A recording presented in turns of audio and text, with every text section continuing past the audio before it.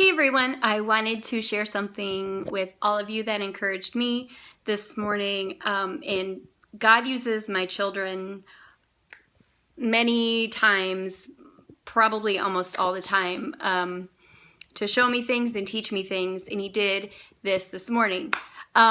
We moved into our new home this weekend, which we're so excited about, so thankful for. And with new homes, especially with kids, comes new fears, maybe. And this morning, my husband took my 3 kids to camp that started at 9, and I stayed and I brought Braden to camp. His started at 10. And so I let the dogs out before we left, and because we have no fence, I had to put them on a leash and walk them.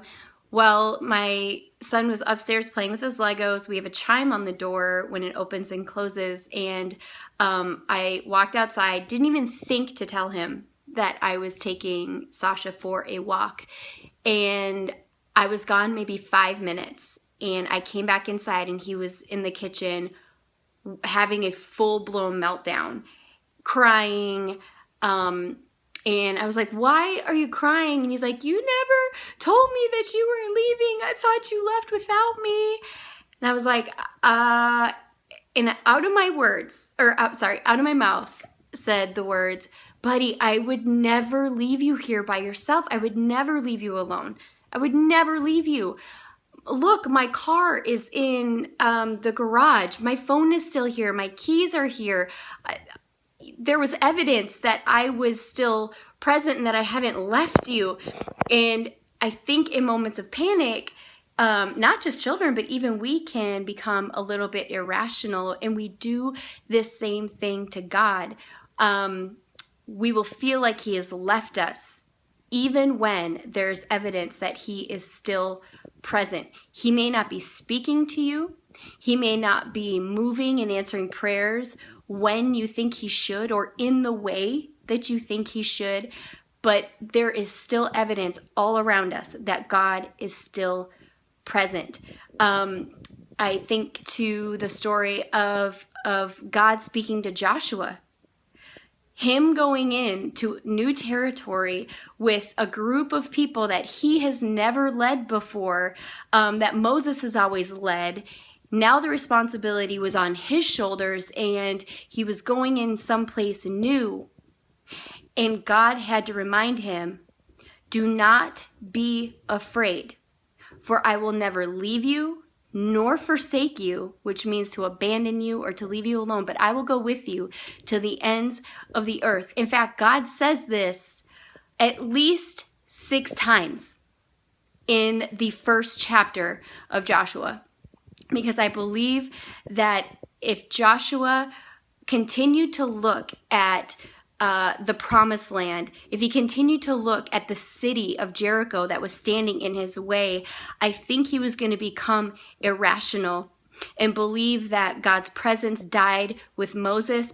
Was God's presence still with me? I'm sure was a thought that he had. And I think God was just bringing peace to him, saying, "Hey, don't be afraid. I'm never going to leave you. I will never forsake you.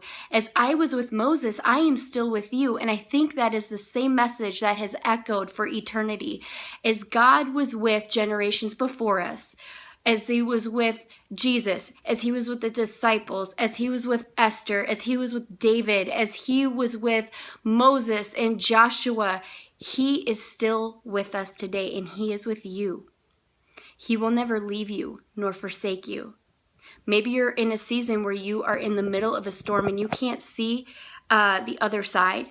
You don't know what the other side looks like. You don't know how God's going to answer a prayer that you need answered like last week. Maybe you're dealing with fear or anxiety and you're wondering, "God, did you leave me here in this moment by myself?" And maybe instead of praying prayers like that, prayers that are rooted in fear, ask God to open your eyes to see the evidence that He is still with you and still around. Has He provided you with a community of people to lift up your arms when you're weak? Has He provided you with breath in your lungs today?